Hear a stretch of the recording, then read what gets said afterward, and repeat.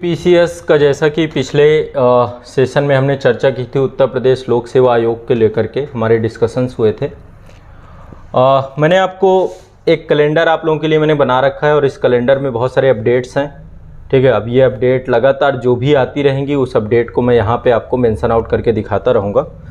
तो उत्तर प्रदेश लोक सेवा आयोग के कुछ अपडेट्स हैं आपके। एक तो आपका फॉर्म आ चुका है, जो 2022 का प्रीलिम्स एग्ज़ाम था उसका नोटिफिकेशन आ चुका है, फॉर्म भरे जा रहे हैं। तो नोटिफिकेशन के बारे में कुछ जानकारी मैं आपको दूंगा। साथ ही सबसे बड़ी अपडेट जो अभी है कि आपका एग्ज़ाम है मेंस का। ये मैंने पहले भी बताया था कि मेंस का एग्ज़ाम जो है आपका निर्धारित ही मार्च में है, तो आपका मेंस चालू होना है। तो जो बच्चे मेंस देने जा रहे हैं यूपीपीसीएस का, आप लोगों के लिए कुछ सूचना है, कुछ जानकारी है और अंतिम समय में कैसे आपकी रणनीति होनी चाहिए, कैसे आपको चीज़ें लेकर के चलनी है, इस विषय में मैं आपको थोड़ा सा बताऊंगा।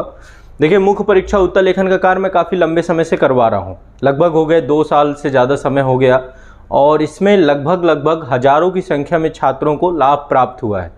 लोगों का आंसर राइटिंग अच्छा हो गया है, स्पीड अच्छी हो गई है, लिखने का फॉर्मेट अच्छा हो गया है, सब कुछ बेहतर हो गया है। और ये बहुत बड़ी उपलब्धि होती है कि आप मेंस देने से पहले जो है अपने आप को इस तरीके से बना लें कि जब आप मुख्य परीक्षा में बैठें तो आपको लिखने में बहुत ज़्यादा किसी भी तरीके से, लेकिन जब भी मेंस एग्ज़ाम नज़दीक आएगा तो आपके अंदर एक बेचैनी सी चालू हो जाती है। अब जैसे आपका मेंस एग्ज़ाम जो आपका यूपीपीसीएस का है, एक बार मैं आपको उसको लेकर के पूरी अपडेट देता हूं और इसके बाद मेंस एग्ज़ाम को कैसे हैंडल करना है ये भी मैं आपको बताऊंगा। ये कैलेंडर आया हुआ था आपका, है ना, 5 मार्च को जो है आयोग ने बता दिया था। पहले ये जनवरी में था, फिर इसको पोस्टपोन कर दिया गया। पहले 28 जनवरी से लेकर 31 जनवरी तक था, लेकिन 23 मार्च को पहला एग्ज़ाम है आपका। 2 पेपर हैं आपके, 9:30 से 12:30 पहला पेपर है, 3 घंटे का समय, फिर 2 से 5 3 घंटे, 3-3 घंटे के 2 ये टाइम पीरियड हैं आपके। तो पहले समान हिंदी का है, फिर निबंध का है, फिर इसके बाद समान अध्ययन प्रथम प्रश्न पत्र, द्वितीय प्रश्न पत्र अगले दिन, तीसरा जो है समान अध्ययन तृतीय प्रश्न पत्र और फिर चतुर्थ प्रश्न पत्र, फिर नेक्स्ट डे, फिर 1 दिन का गैप है, फिर आपके वैकल्पिक विषय हैं। ठीक है, तो ये जो है पूरा का पूरा आपका पेपर है। लगभग टोटल आपके ये कितने पेपर हो गए आपके? 8 पेपर हैं, 8 पेपर आपके हैं इस रूप में देखें तो। ठीक है, अब थोड़ा सा इसको समझने का हम प्रयास करेंगे कि कैसे हमें मेंस को हैंडल करना है। जो लोग मेंस देने जा रहे हैं, तो जो बच्चे यूपीपीसीएस का मेंस दे रहे हैं, आप लोगों के लिए कुछ बातें हैं मेरी तरफ से कि आपको कैसे चीज़ों को देखना है, कैसे चीज़ों को लेकर के समझना है। ठीक है, देखिए, अभी तक जितना भी बहुत सारे लोगों ने प्रैक्टिस की होगी, बहुत सारे लोगों ने प्रैक्टिस नहीं की होगी। जिन्होंने प्रैक्टिस नहीं की उनके लिए भी है और जिन्होंने प्रैक्टिस कर रखी है खूब सारी उनके लिए भी है। दोनों के लिए कुछ सुझाव हैं मेरे कि कैसे वहाँ पे आंसर फॉर्मेट आपका होना चाहिए। ये जो हमारा लिखना सीखें कार्यक्रम चल रहा है, इसमें आंसर फॉर्मेट में सिखा भी रहा हूँ बहुत लंबे समय से। जो लोग कर रहे थे उनको इसका बेनिफिट मिलेगा, लेकिन जो लोगों ने नहीं किया आंसर राइटिंग और जो अभी मतलब कर भी चुके हैं, लगातार लिख रहे हैं पिछले 1-2 साल से, बहुत सारे बच्चे जो हमारे ऑफलाइन के हैं इस बार एग्ज़ाम देने जा रहे हैं, उन सभी बच्चों के लिए है कि आप लोगों को कैसे चीज़ों को मैनेज करना है एग्ज़ाम हॉल में। देखिए, सबसे पहली चीज़ जो आपको समझना है, ये आपकी आंसर कॉपी होगी। वहाँ पे कुछ लोग होंगे पहली बार मेंस लिख रहे होंगे, कुछ लोग होंगे कि जिनके पास मतलब 2 से तीसरा मेंस भी हो सकता है। ये आपकी आंसर कॉपी कुछ इस तरीके से आपको मिलेगी। ठीक, जब आपको पेपर मिल जाएगा, सबसे बड़ा जो चैलेंज होता है वो होता है टाइम मैनेजमेंट का। लिखने को सारे क्वेश्चन सब बच्चे लिख सकते हैं, लेकिन 3 घंटे में लिखना ये सबसे बड़ा अपने आप में चैलेंज है। और 3 घंटे में लिखना ही नहीं है, सिर्फ कंटेंट के साथ लिखना है। सबसे ज़्यादा प्रायोरिटी देनी है कंटेंट को। कंटेंट अच्छा नहीं होगा, कुछ भी लिखोगे तो कोई बेनिफिट नहीं होगा। अब यहाँ पे बेसिक 2-3 चीज़ें आपको बताता हूँ। जैसे ही आप एग्ज़ाम हॉल पे बैठते हैं, आपको पेपर मिलता है। पेपर मिलने के बाद पहले सावधानीपूर्वक सारी चीज़ें फिल कर लीजिए, रोल नंबर वगैरह, उसमें कोई कोताही मत बरतिएगा। अच्छे से उसको फिल करने के बाद उतना टाइम आपको पहले मिल जाएगा कि आप फिल कर पाएँ। फिर जैसे ही आपका पेपर स्टार्ट होता है, वहाँ पे 2-3 चीज़ों को आप लोगों को समझना है। सबसे पहला क्या आपको समझना है, आपको जैसे ही प्रश्न पत्र मिले, पहली सावधानी ये बरतनी है कि कैसे आप वहाँ पे क्वेश्चंस को सिलेक्ट करेंगे। सबसे पहले कोशिश करिए शुरुआत में ही आप क्वेश्चन सिलेक्ट कर लें कि आपको कौन कौन से क्वेश्चन, शुरुआत के ज़्यादा नहीं कह रहा हूँ, 5 मिनट दीजिए, 5 से 6 मिनट, जिसमें से ये आपको तय कर लेना है कि मुझे ये क्वेश्चन लिखना है या ये क्वेश्चन नहीं लिखना है। 4 से 5 क्वेश्चन ऐसे जरूर होंगे हर प्रश्न पत्र में, बिल्कुल तय है, जिसमें कंटेंट आपका वीक होगा, ये बात तय है। इससे ज़्यादा भी हो सकते हैं बट इससे कम नहीं होंगे।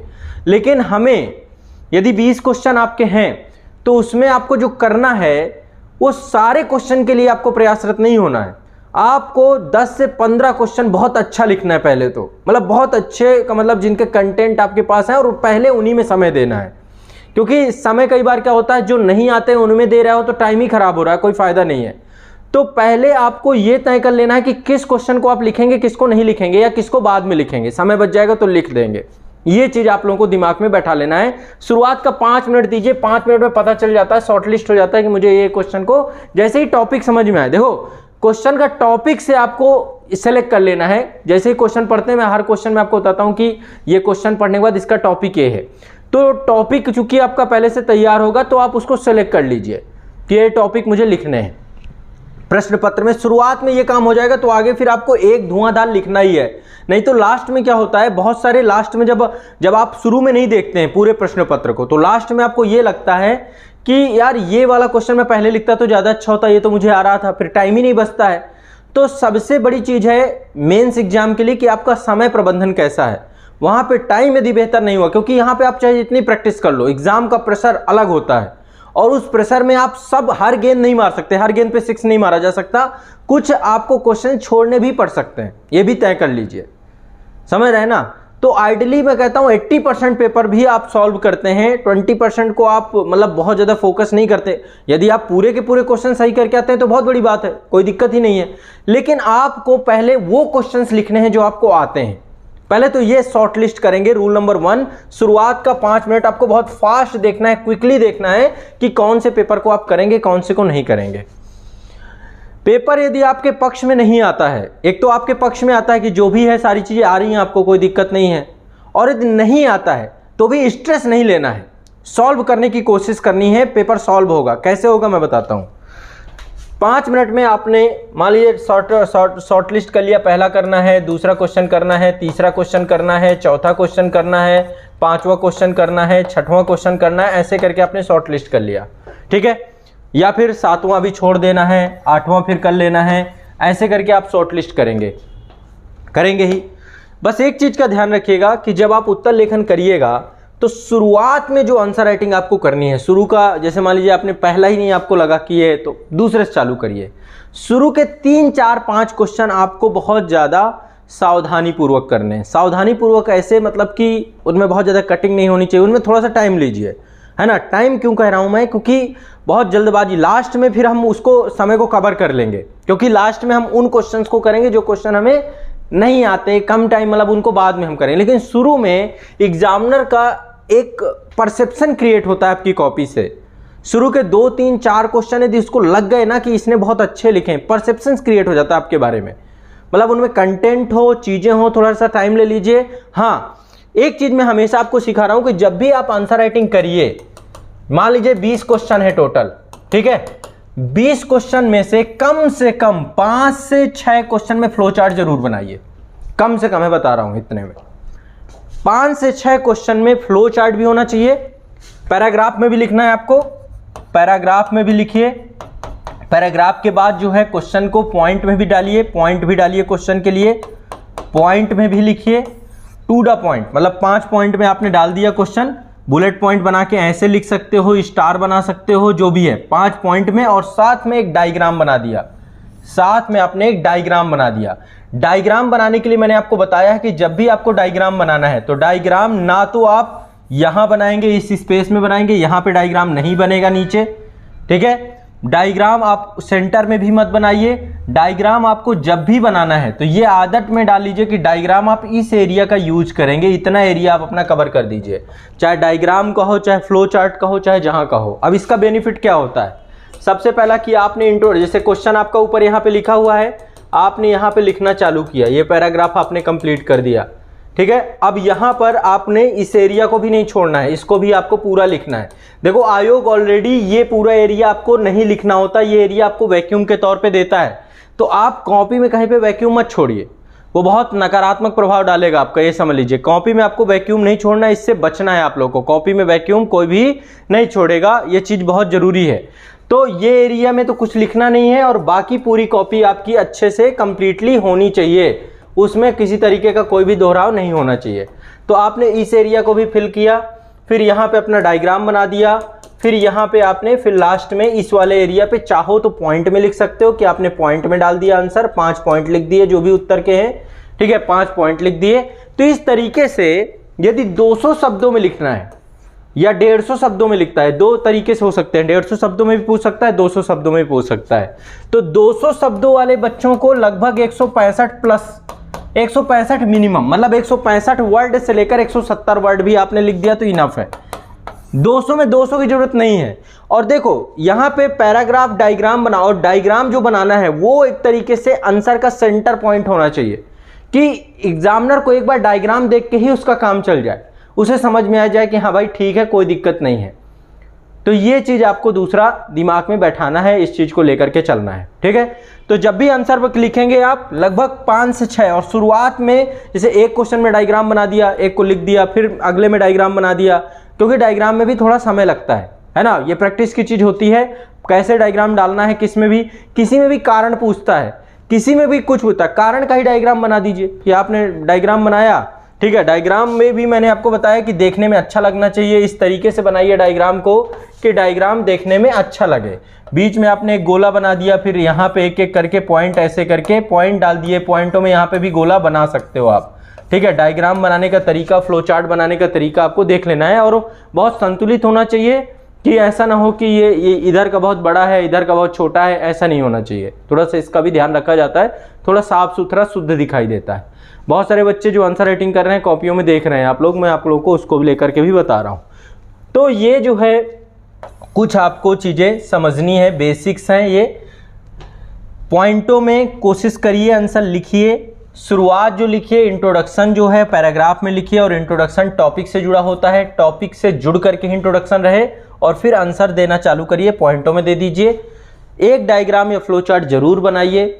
टोटल कॉपी में आपके 5 से 6 फ्लो चार्ट कम से कम होने चाहिए, इससे थोड़ा सा ज़्यादा हो जाए तो भी चल जाएगा, पर इससे कम मत करिएगा।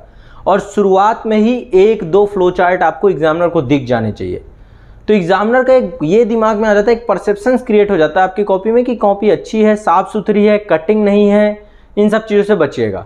अब देखो चैलेंज जो आप लोगों को आएगा, चैलेंज आएगा शुरुआत के पेपर में। ये वाला जो पेपर आपका है समान हिंदी का, यहाँ पे पत्र लेखन है आपका, यहाँ पे एक टॉपिक है आपका पत्र लेखन का। पत्र लेखन में कटिंग मत करिएगा, इसका एक फॉर्मेट है ना, एक पर्टिकुलर फॉर्मेट है इसका, उस फॉर्मेट के आधार पे ही आपको आंसर राइटिंग करनी है। फॉर्मेट गलत नहीं होना चाहिए, और एग्जाम्पल वो सब चीज़ें दी होती हैं, 3-4 प्रकार से पत्र लेखन पूछता है। कई बार टॉपिक को खुद बता देते हैं कि इसके लिए पत्र लेखन आप लिखिए, कई बार आपसे पत्र लेखन की परिभाषा और पत्र लेखन सरकारी पत्र किसे कहते हैं एक उदाहरण सहित समझाइए, तो इस तरीके से पूछ लेता है। संक्षेपण आता है, उसमें आपको 1/3 करना होता है ना। तो आपको बस ये समझना है कि आपकी कटिंग फिटिंग नहीं होनी चाहिए, क्योंकि पहला ही पेपर है, तो थोड़ा सा पहले पेपर में आपको संभलना है। हिंदी वाले में ये जो निबंध का सेक्शन है, यहाँ पे देखिए 3 सेक्शन होंगे, 3 सेक्शन से आपके निबंध पूछते हैं। पहले वाले में साहित्य से पूछा जाता है, साहित्य रहता है, फिक्स है, साहित्य और लिटरेचर और कल्चर से एक आएगा ही आएगा आपका। दूसरा आपका राजनीति से क्वेश्चन आपका पूछ लेगा, राजनीति से पूछ लेगा और समाज से पूछ लेगा, समाज से भी पूछता है और राजनीति से भी पूछता है, ठीक है। अब इनमें से ये वाला फिक्स है आपको, मतलब इनमें से एक तैयार करके जाना चाहिए। साहित्य वाला तो फिक्स है, आना ही आना है, कोई ना कोई वो, और उसमें सेम ही होते हैं टॉपिक और पॉइंट। जब एसे का पेपर आप लिखिएगा तो शुरुआत में जैसे मैंने आपको बोला कि शुरू में आप लोग समान अध्ययन के प्रश्न पत्र को पूरा देख के शॉर्ट लिस्ट कर लीजिएगा कि कितने क्वेश्चन आपको करने हैं। वही सेम चीज आप एसे वाले में भी करेंगे कि ए बी सी इनमें से आपको कौन सा करना है। मतलब ए में जैसे 3 आपको एसे लिखने होंगे, 700 मार्क्स के 3 एसे लिखने होते हैं, ठीक है, यूपीपीसीएस में। तो 700 वर्ड के, माफ करिएगा, 700 शब्दों में एक एसे को लिखना है, यानी 3 लिखना है, तो यानी 2100 शब्द आपको लिखने हैं।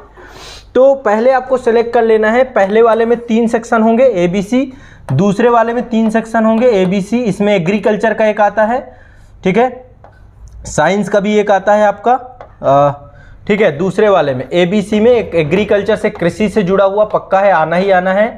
और इसके बाद एक आपका विज्ञान से आएगा, विज्ञान से आपका पूछ लेगा, ठीक है, और एक आपका जो है इन्वायरमेंट से पूछ लेता है। एक तीसरे वाले सेक्शन में करंट अफेयर से पूछेगा, आपका राष्ट्रीय और अंतर्राष्ट्रीय घटनाक्रम से आपका आना ही आना है, इंटरनेशनल रिलेशन से भी आ जाएगा। तो इन तीनों में से जो भी आपने मतलब तैयार पहले से आप लोगों ने कर लिया होगा कि आपको साहित्य से लिखना है कि आप समाज से लिखना है, ये फ्लक्चुएट कर जाते हैं। समाज में भी जैसे महिला सशक्तिकरण से पूछ लिया आपसे, राजनीति भी फ्लक्चुएट कर जाता है। अभी मान लीजिए मुझे जहाँ तक जो लगता है, बहुत सारे लोग पीएम गति शक्ति पढ़ लिए होंगे, बहुत सारे लोगों को लग रहा होगा, लेकिन पीएम गति शक्ति बजट में आया है। कब आया है? 1 फरवरी को। और जो पहले मेंस आपका था, पहले जो मेंस था वो था आपका 28 जनवरी को, बजट आया है 1 फरवरी को।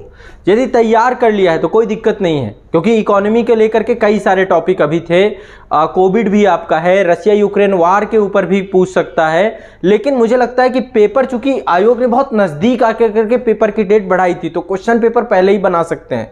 यदि क्वेश्चन पेपर पहले बन गया होगा तो हो सकता है हाल फिलहाल के करंट अफेयर्स के टॉपिक ना हो, रशिया यूक्रेन वार भी आपका फरवरी में स्टार्ट हुआ है, तो हो सकता है उससे भी ना आए, मतलब इंटरनेशनल रिलेशन में भी आपको लगता है ऐसा, तो शायद उससे भी बच जाए। चुनाव थे आपके, मतलब चुनाव आपके पहले ही निर्वाचन आयोग ने सारी चीज़ें कर दी थी, तो हो सकता है चुनाव से पूछ ले, कुछ चुनाव से पूछ ले। तो ये हम सिर्फ आइडिया लगा सकते हैं, मैं भी आपको कोई एग्जैक्ट वहाँ पे क्या आएगा, लेकिन ये टॉपिक फिक्स है कि किस टॉपिक से आपका आना है। तो इस टॉपिक में ही आपको तुरंत हिट करना है और हिट करके आंसर को निकालने की कोशिश करनी है। बस ये दिमाग में बैठाना है कि भाई मुझे साहित्य से लिखना है, साहित्य से आपका तैयार होना चाहिए, पक्का है, फिक्स है। यदि आपने बुलेट पॉइंट बना रखे हैं तो पहले में क्या लिखना है, दूसरे में क्या लिखना है, तीसरे में क्या लिखना है, इसको लेकर के आपको क्या कर लेना है, शॉर्ट लिस्ट कर लेना है पहले ही। और जब आप शॉर्ट लिस्ट कर लीजिए तो इसके बाद पीछे रफ कार्य मिलेगा आपको हमेशा। ऐसे वाले के लिए मैं आपको बता रहा हूं, आपको रफ वर्क मिलेगा। यहाँ पे पहला नंबर डाल दीजिए, दूसरा नंबर डाल दीजिए, तीसरा नंबर, इनका टाइटल डाल दीजिए। तुरंत ही करना, शुरुआत के 10 मिनट में। टाइटल डालने के बाद, तीनों के टाइटल डालने के बाद, अब जैसे आपने डिसाइड किया जो इनमें से सबसे ज्यादा आपको आता हो, पहले उसके सिनॉप्सिस बनाना चालू करिए, एक रूपरेखा बनानी चालू करिए कि क्या क्या पॉइंट आप डालेंगे। रूपरेखा जब भी बनाइए तो उसमें ये मत सोचिए कि सीक्वेंस वाइज सोचना है, जो पॉइंट पहले आ जाए यहां पे डाल दीजिए। ये तो रफ कार्य कर रहे हैं ना आप, तो जो पॉइंट आ जाए किसी टॉपिक से, मान लीजिए आपको साहित्य से ही है तो 5-6 पॉइंट, 10 पॉइंट जो दिमाग में आ रहे हैं पॉइंट यहां पे लिखते चलो। तभी अचानक इसका भी पॉइंट कुछ सोचने में आ सकता है तो उसको भी तुरंत लिख दो। तो यहां पे पॉइंट लिख दो सबके, इसका पॉइंट आ जाए इसको भी लिख दो, जिसका भी पॉइंट आ जाए, पहले का आ जाए पहले का भी लिख दो। लेकिन जिसके सबसे ज्यादा पॉइंट आपको मिल जाए उस ऐसे को सबसे पहले लिखिए, आप पहली प्रायोरिटी दीजिए उसको। और जब पहली प्रायोरिटी दीजिए तो जब आप सिनॉप्सिस को देखिए तो देखते समय ये सोचिए कि मुझे किसको पहले डालना है, किसको बाद में, इनमें नंबरिंग कर लीजिए कि सबसे पहले मैं ये बात लिखूंगा, फिर ये बात लिखूंगा, फिर ये बात लिखूंगा, फिर ये बात लिखूंगा। ठीक है, कोटेशन मस्ट है।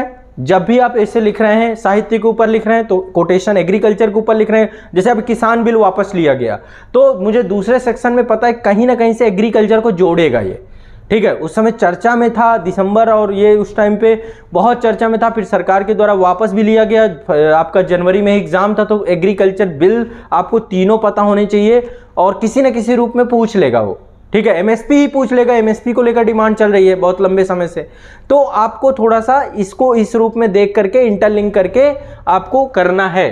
ठीक है, तो जब भी आप करिए तीनों का। अब क्या होगा, जब आप ये ऐसे लिखना चालू कर देंगे जो आपने डिसाइड किया है, ऐसे लिखते समय अचानक से आपके दिमाग में पॉइंट आ जाएगा, कोई ना कोई, हो सकता है इसका पॉइंट आ जाए, इसका पॉइंट आ जाए, क्योंकि ऑलरेडी आपने क्या किया, ब्रेन को प्रोसीजर के लिए दे दिया है। जैसे बीच में पॉइंट आता है तुरंत बैक में जाओ, रफ्तार में इसके पॉइंट भी लिखते जाओ साथ साथ। समझ लो मेरी बात को। तो इसका बेनिफिट क्या होता है कि आपके इस ऐसे को लिखते लिखते इसके पॉइंट ऑलरेडी आपके दिमाग में आ चुके होते हैं, वो दिमाग चलने लग जाता है, दूसरे पे ज्यादा काम करता है दिमाग। पहले वाले में इसमें तो चलो लिख रहे हो आप, तो दूसरे के पॉइंट भी आते रहेंगे, तो देखते बीच बीच में ही आपको पता चलेगा कि इसके पॉइंट भी काफी आपको पर्याप्त मिल चुके हैं। फिर इसको प्रोसीजर में डाल दो, तीसरे वाले को अपने ब्रेन पे इनबिल्ड कर दो। ठीक है, तो इनके पॉइंट आपको आ जाएंगे लिखते लिखते ही, और जब पॉइंट आ जाएं इसके बाद फिर आपको क्या करना है, बस उनको एक सीक्वेंस वाइज करना और ऐसे लिख देना है। 700 शब्दों में, बहुत ज़्यादा यूपीएससी में 1250 में लिखना पड़ता है। ठीक है, यहाँ पे जो है आपको 700 शब्दों में ही लिखना है, 700 में, लेकिन तब भी ऐसे लिखना एक कला है, जब तक आप चीज़ों को एक साथ लिंक कर नहीं पे। ऐसे की सबसे बड़ी कुछ खासियत ये होती है कि पिछले जो सेंटेंस आपने लिखा उसका अगला सेंटेंस एक दूसरे से इंटरलिंक होना चाहिए, दोनों का जुड़ाव होना चाहिए। बस ये मतलब बहुत ज़रूरी है, इसको तारतम्यता कहते हैं। मतलब आपका एक फ्लो बना रहना चाहिए, पाठक को भी बना रहना चाहिए और आप भी लिख रहे हैं तो ये नहीं होना चाहिए कि एक सेंटेंस का दूसरे सेंटेंस से कोई लेना देना ही नहीं है, ये नहीं होना चाहिए। बस इसको समझिएगा और बाकी कोटेशन जरूर डालिएगा, कोशिश यही करिएगा। बाकी आप जैसे होता है कि पहले आपने जो है इंट्रोडक्शन लिखा, इंट्रोडक्शन के बाद मेन बॉडी में 3 4 5 पॉइंट, फिर लास्ट में कंक्लूजन में आ गए। ठीक है, कंक्लूजन जरूर डालिएगा और इंट्रोडक्शन जरूर डालिएगा, दोनों का बहुत महत्व है। और बीच में कोटेशन डाल सकते हैं आप, ऊपर स्टार्टिंग से कोटेशन से स्टार्टिंग कर सकते हैं और सबसे नीचे कोटेशन डाल सकते हैं। ठीक है, तो ये आपका ऐसे वाले पेपर में मुझे तो बहुत मतलब इतना ज़्यादा कॉम्प्लिकेशंस नहीं है। आपने यदि तैयारी कर रखी है, ऐसे हमने भी बहुत अच्छे से कराया है। जो आपकी क्लासेस हुई थी ऑफलाइन में, यहाँ पे लगभग 11 लेक्चर हैं। 11 लेक्चर में हर टाइप के ऐसे को यहाँ पे प्रैक्टिस भी करवाया गया था और ऐसे के पॉइंट क्या होंगे, कैसे होंगे, ये सारी चीज़ें बताई थी। निबंध कैसे लिखे पे मुक्त चिंतन को लेकर के भी मेरे 1-2 सेशंस हुए थे, जिसमें मैंने आपको थॉट प्रोसेस ब्रेन स्टॉर्मिंग सिखाई थी कि कैसे ब्रेन स्टॉर्मिंग करनी है ताकि आप वहाँ पे जाके लिख पाएँ। ठीक है, तो उस मेथड का भी यूज़ करिएगा। ब्रेन स्टॉर्मिंग का मतलब ये होता है कि अपने दिमाग को खुला चिंतन के लिए छोड़ देना। ठीक है, अच्छा ऑटोमेटिक आपने यदि टॉपिक के बारे में कुछ, चूंकि जीएस में आपने कोई टॉपिक छोड़ा नहीं है, हर टॉपिक को पढ़ा ही है, तो पॉइंट कहीं ना कहीं से आएंगे। एग्रीकल्चर का ऐसे लिखते समय जो अभी डेटा मतलब हाल फिलहाल में जैसे मान लीजिए इकोनॉमिक सर्वे आया है, तो एग्रीकल्चर की क्या ग्रोथ रेट रही है पिछले 2 सालों में, कितने लोग काम कर रहे हैं, ये सब चीज़ें रियलिस्टिक डेटा रखिएगा, इसमें गड़बड़ मत करिएगा। वुमेन एम्पावरमेंट पे लिख रहे हैं तो आप उसके लिए डेटा लिखिएगा, कॉन्स्टिट्यूशंस के वो डालिएगा, मतलब रिसोर्सेज पीछे ऐसा नहीं होना चाहिए कि आपने कोई भी पुट नहीं दिया। तो थोड़ा सा इन चीज़ों पे भी काम यदि कर लेंगे तो बेहतर रहेगा।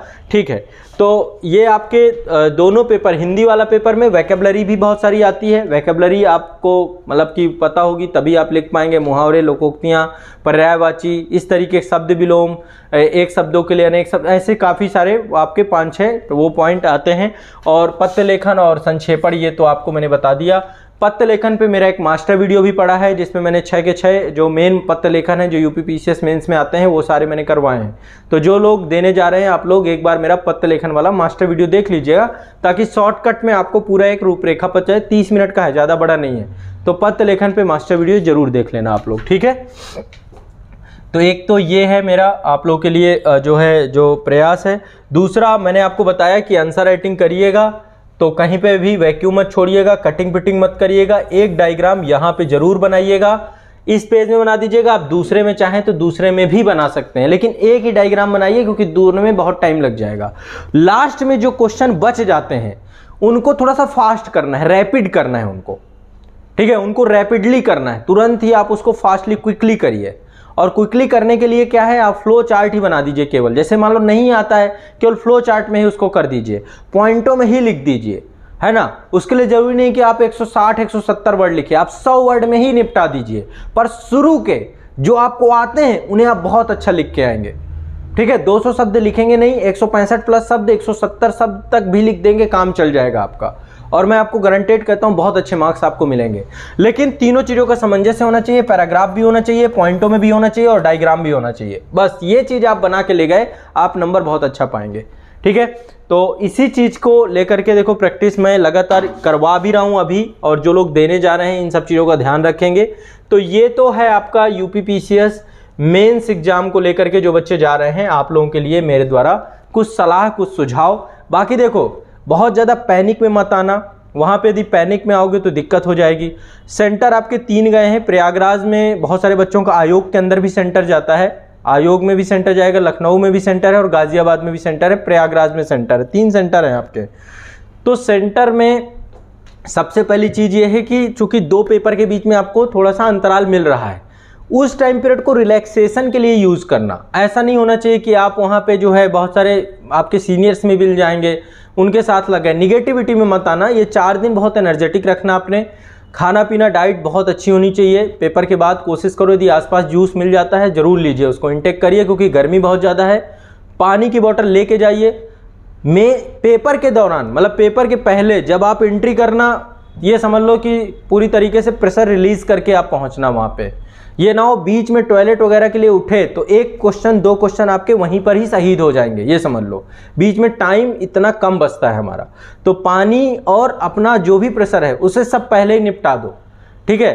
तो मतलब ये चीज़ों को ध्यान रखना, नहीं तो एक क्वेश्चन भी आपका टाइम खराब होता है तो पता नहीं चलेगा, 3 घंटे आपको पता ही नहीं चलेंगे कब आपके ख़त्म हो गए, ठीक है। लगातार आपको लिखना ही है, बीच में रुकिए मत, इसीलिए बहुत फास्ट फॉरवर्ड होकर के मेंस देना है। 6 घंटे आपको डेली करना है और 6 घंटे 4 दिन लगातार मतलब चलाने हैं आपको, तो 6 घंटे 4 दिन लगातार लिखना, इसके लिए बहुत अभ्यास की ज़रूरत होती है, ठीक है। तो स्तर वही है जो यूपीएससी का स्तर है, क्वेश्चन भी वही है, बट बहुत ज़्यादा डरना नहीं है। यदि टॉपिक आता है, टॉपिक से आंसर को शुरू करिए, पॉइंट बाय पॉइंट कुछ पॉइंट लिखिए, डायग्राम फ्लो चार्ट बना दीजिए, नंबर मिलेंगे, 5-6 नंबर भी एक क्वेश्चन में मिल जा रहे हैं, आप अच्छा करके आएंगे। कटिंग पिटिंग से बचना है और पेन कोई मल्टी कलर पेन यूज़ नहीं करना है। मल्टी कलर पेन बहुत सारे लोग ग्रीन कलर तक ले जाते हैं, कोई फ़ायदा नहीं है। सिर्फ और सिर्फ ब्लैक और ब्लू, ये 2 पेन के अलावा तीसरा कोई पेन यूज़ मत करिए। ब्लू से यदि आप लिख रहे हैं, ब्लैक से अंडरलाइन कर सकते हैं, पॉइंट अपने बना सकते हैं। यदि आपको हेडिंग डालना चाहते हैं, हेडिंग भी डाल दीजिए। हेडिंग निबंध वगैरह में भी बच्चे डालते हैं, कोई दिक्कत नहीं होती है। हाँ, अंडरलाइन करना है तो अंडरलाइन कर दीजिए, ठीक है। लास्ट में आप 5 से 10 मिनट कॉपी सबमिट करने से पहले एक स्टॉप वॉच जरूर रखिएगा अपने साथ। सभी के पास स्टॉप वॉच, मतलब स्टॉप वॉच इलेक्ट्रिक नहीं चलेगी, नॉर्मली आप ऐसे ले लीजिएगा या कोई एनालॉग वॉच ही ले लीजिएगा अपने पास, कि आपके पास रहे, टाइम आप खुद देखें, ये नहीं कि आप पूछ रहे हैं एग्जामिनर से। वहाँ पे कोई घड़ी नहीं आपको मिलने वाली है, क्योंकि सेंटर नॉर्मल यही होते हैं जो स्कूल है नॉर्मली आपके, इन्हीं किसी स्कूल में डाल देंगे आपको, ठीक है। तो और कोशिश करिएगा कि कोई आसपास आपको डिस्टर्ब कर रहा है तो उससे बचने का प्रयास करिएगा, ठीक है। तो यही मेरी आपको लास्ट मोमेंट पे आप लोगों के लिए सजेशंस हैं। और अभी हम लोग डेली जैसे ही पेपर आएगा, फिर मैं आपके पेपर के बारे में जो बाकी बच्चे हैं आप लोगों को भी यहाँ पे पेपर हम डिस्कस भी करेंगे, चर्चा भी करेंगे इसी कार्यक्रम में। सुबह मॉर्निंग में डेली का पेपर जैसे ही आ जाएगा, अगले दिन मैं आपको डिस्कस करके बता दूंगा पेपर में क्या होना चाहिए था, क्या नहीं होना चाहिए था। लेकिन एक चीज़ का ध्यान देना है, जो बच्चे मेंस लिख रहे हैं वो लोग 4 दिन तक डिस्ट्रैक्ट नहीं होंगे। 4 दिन तक कुछ भी ना तो ये देखना कि मेरा एक पेपर खराब हो गया, ये हो गया, क्योंकि एक पेपर खराब होगा उसके तुरंत बाद आपका दूसरा पेपर है। तो दोनों में ऐसा नहीं होना चाहिए कि एक पेपर और दूसरे पेपर के बीच में आपको एक पेपर हावी हो जाए दूसरे पेपर के ऊपर। ये होना ही होता है। कई बार हिस्ट्री के क्वेश्चन गलत हो गए पर सोसाइटी क्वेश्चन आते हैं आपको, इसलिए मैंने बोला कि शुरू में ही आपको शॉर्टलिस्ट कर लेना है। 15 से 16 क्वेश्चन आपको करके ही आने हैं, ये बात तय मानिए आपको, ठीक है। और 3-4 क्वेश्चन आप ऐसे ही कर सकते हैं, यदि इससे कम फिर कोई मतलब नहीं है, मेंस आप बहुत पीछे चले जाएंगे, ठीक है। तो ये बनाइएगा, पूरे के पूरे के लिए डिमोटिवेट नहीं तो हो जाएंगे कि पूरे के पूरे मैंने नहीं किए, ये नहीं। ये सब चीज़ें 4 दिन बाद जब आप फ्री हो जाइएगा तब इसके बाद फिर आप एनालिसिस करने बैठिएगा कि कैसे आपने किया, क्या आपका चीज़ें रहेंगी, ठीक है। तो ये अभी के लिए हमारा मेंस का अपडेट है। इसके बाद जो प्रीलिम्स एग्जाम का है मैं शाम को आज आप लोगों को बता दूंगा, कितनी पोस्ट हैं, क्या है, कब है एग्जाम का लास्ट डेट, क्या है, फॉर्म कैसे भरना है, कितनी सीटें हैं, कितनी वैकेंसी हैं, और तैयारी को लेकर के क्या चीज़ें आपको करनी है। शाम को आज जो है मैं आपको उसके बारे में भी डिस्कस कर दूंगा। तो ये मेंस वाले बच्चे जितने भी हैं आप लोगों के लिए था। मेरी तरफ से आप लोगों को बेस्ट ऑफ लक, जितने बच्चे जा रहे हैं एग्ज़ाम देने, ठीक है। और निश्चित तौर पर अब आप लोग पूरी तरीके से अपनी तैयारी पूरी हो गई होगी। आज 21 मार्च है, तो कल का टाइम है, परसों से आपके पेपर चालू हो जाएंगे, ठीक है। तो अब रिलैक्स करना है, ज़्यादा चीज़ों में नहीं पढ़ना। अब देखो इस टाइम पे काम क्या आएगा बच्चों के, सिनॉप्सिस जिन्होंने बनाया होगा, जो मैंने शॉर्ट नोट्स का कॉन्सेप्ट बताया है, जिसने भी कर रखा होगा वो चाहेगा तो एक दिन में पूरा का पूरा पेपर ही रिवाइज कर लेगा। सारा खेल सिनॉप्सिस का है, यहाँ पे वो चीज़ का महत्व पता चलेगा बच्चों का, ठीक है। तो चलिए ठीक है, फिर इसके बाद आप लोग बस जितने भी बच्चे हैं सभी लोग, अब आप लोग जो लिख रहे हैं कंटिन्यू, आप लोगों को इस चीज़ का बेनिफिट मिलेगा जब एग्ज़ाम नज़दीक आएगा, ठीक है। चलिए स्टार्ट करते हैं। कंक्लूज़न में क्या लिखा जाता है, चलो किसी क्वेश्चन में, कोई क्वेश्चन में मैं आपको प्रैक्टिकली बता दूंगा कंक्लूजन में क्या लिखा जाता है। जैसे पिछला क्वेश्चन जो होगा मैं बता दूंगा, तो अभी सेशन में रहो, पहले एक क्वेश्चन लिखवाता हूं मैं आप लोगों को, इसके बाद फिर पिछले का आंसर बताऊंगा, तो उसमें कंक्लूजन